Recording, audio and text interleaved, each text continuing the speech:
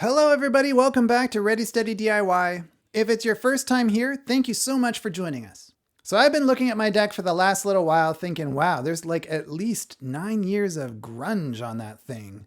And likewise, I look at the driveway and I think, man, when the van leaked oil, that left quite a stain. And I know I should get a pressure washer. I know, but I keep putting it off until finally this week, my beautiful doggie Sika was not feeling so well and she had a pretty terrible accident in the garage. And at that point, I really couldn't put it off any longer. I needed a pressure washer and I needed it like soon. So this week's video is all about what happened when I finally decided to learn about pressure washers. And here's what happened.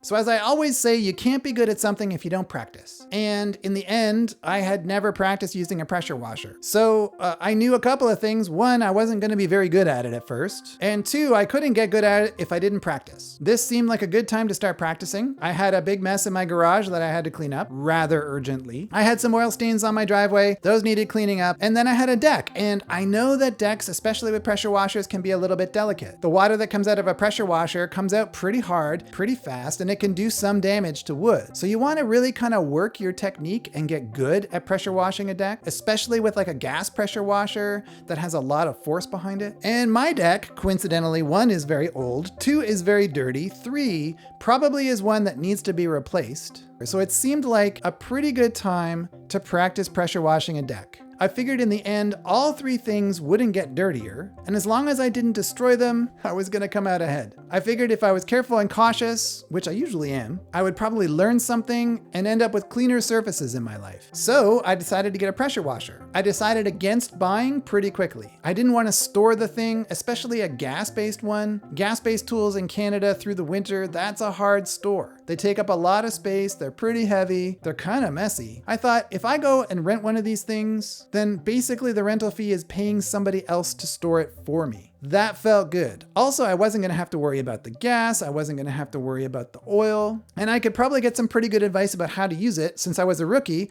I figured that would be a good idea. So off to the rental place I went, and they rented me this. It's a Kodiak pressure washer, model KC3250GPC2. It came with a 25-degree tip. It came with the spray lance. The spray lance already had the gun connected to it. It had a high pressure hose, and it's a pretty hardy tool. Like the guy said who rented it to me, it's not made of sugar. So in the end, I think by renting, I got a little more tool than I would have gotten if I purchased. I mean, you can purchase this one, but I probably wouldn't as my first pressure washer. I probably would have gone a little cheaper, and in the end got less machines. So I think this worked out okay. But the best part is I got really good advice about how to use it, how to set it up, and here's what they said. So the first thing you're going to do is hook your water hose onto the bottom port here. Yeah. The high pressure hose quick connects into here. Yep. And to the other end of the gun here. Okay. If you're not familiar with these, it's a question of just pushing the collar back, insert the end, and then make sure it releases back fully. Then you know you're properly hooked up. Okay, sounds good. Do not turn the water on. Okay. Start the engine. Switch on at the front here. Yep. And we try to keep this simple. Engine controls. This is the throttle. Don't touch it. Okay. This is the fuel valve. Don't touch it. Yeah. This is the choke for starting cold. Yeah. Pull it back. Pull the rope, the engine will start and choke off. Okay. At that point, make haste to turn the water on. Okay. It's a funny thing, the pump needs water for cooling. Yeah. But if you have it on before you start it, it's almost impossible to pull the engine over because it's making pressure as you're trying to pull the rope. Okay. So you kind of got to just do it without any pressure to the pump and then quickly get the water on. Okay, sounds good. Now, when you spray, you simply then squeeze the trigger and start doing the job. Especially on the wooden deck, you can do it too aggressively and damage the wood. Yeah. So it's just a matter of how close you hold it to the wood. How close should I be to the wood? It's only as close as it takes to clean it or to get the result you want. What's your guess, like a foot? I would say probably closer to 6 to 10 inches. Okay, all right, cool. Something like that. Okay. This pressure will cut you like a knife. Wear hard shoes, heavy shoes, and long pants. I'll put steel toes on. That's safest yet. All right. And just my point being, don't point this at your body or anyone else's. Yeah, sure. Because it will hurt. Do I need to wear any other protective gear other than lower body? It's a fairly loud machine, so I would recommend ear protection. Okay. All right. And that's pretty much about it. So that's all pretty clear. I really like the safety advice. I know that high pressure washing systems can send out water pretty hard, pretty quick. I know it can cut you. So I was really happy to hear that he really focused on safety with me. He knew I was a rookie, and so that would be an issue, right? So I put on all the appropriate PPE, pants, solid shoes. I wore my steel toes. I put on some eye protection too, because you never know what you're gonna dislodge. I put on hearing protection because it's really loud, and I gave it a go. I started in the garage, and then I worked my way out to the driveway, and then I did the deck. The reason I did it in that order was because I figured start with the thing you are least likely to destroy and work your way up from there. Also, the garage was a pretty urgent cleaning scenario.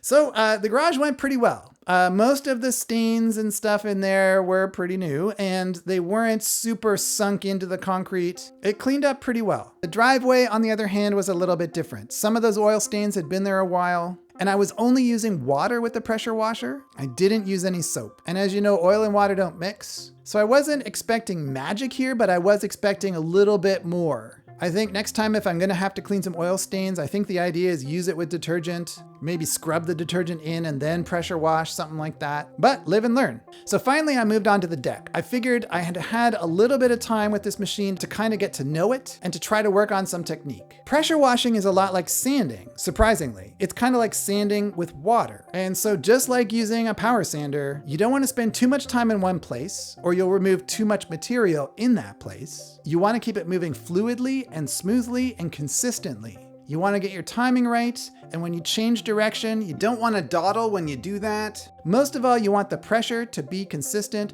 right through all of your movements. So trying to keep that in mind, I kind of worked like a robot pendulum.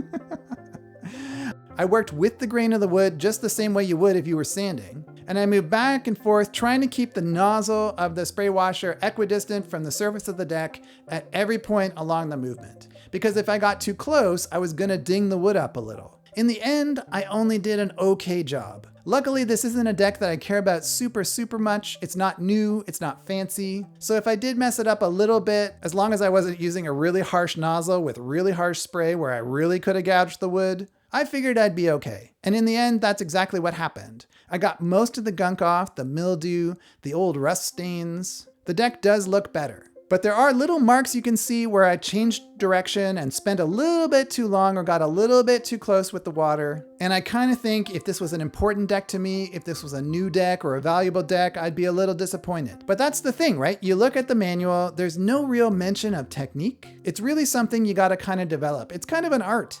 And just as there are people who are really good at woodworking or sewing, and then there are people who are sort of average, I'm kind of average with the pressure washer, I guess. I got a little work to do on my technique, but that's kind of why I was practicing, right? I didn't expect things to work out perfectly this time. It's my first time. The one thing I did that really worked out was the patio furniture. We have this old patio furniture. We weren't sure what to do with it. I was actually going to rip the wood off and replace it with new pieces of wood. But just to see, I gave it a go with the power washer, and holy smoke! The difference is amazing. It's really satisfying to hit an old piece of wood like that with a power washer and have all the old gunk fly off it. It's still kind of craggy, the wood still has the old cracks in it, it's weathered for sure, but the surface of it looks so much fresher without all that old gunk on it. It's amazing. That was my one great triumph with the pressure washer this Thursday. So in the end, I'm glad I did it. I'm glad I rented. I don't think I want to own one of these things. I don't think I want it living in my garage, particularly through the winter. But I'm glad to have a cleaner deck. I'm glad to have a cleaner garage. I'm glad I gave it a go on the driveway, even if it didn't work out. Generally speaking, I think it was totally worth the rental fee, and I got to learn how to use a pressure washer, or at least start the process of learning. So in the end, I think I succeeded, at least enough for me. How about you guys? Do you remember the first time you used a pressure washer? How did it go? Let me know in the comments section down below. And otherwise, if you're just like me, you're sort of thinking about pressure washers, but you're putting it off and you're putting it off. I hope this video helped you out, at least provided some perspective on how it went for me. If that's the case and you liked it, please feel free to like or subscribe. Liking or subscribing really helps the channel out, and I would really appreciate it if you could do that. Otherwise, if you don't do that, or if you've already subscribed, please feel free to leave a comment. Comments, even general ones, help me make the channel better, and that's what I'm after. So until next week, take care, stay safe, have fun with your DIY projects, whatever they may be, and I'll see you next Saturday.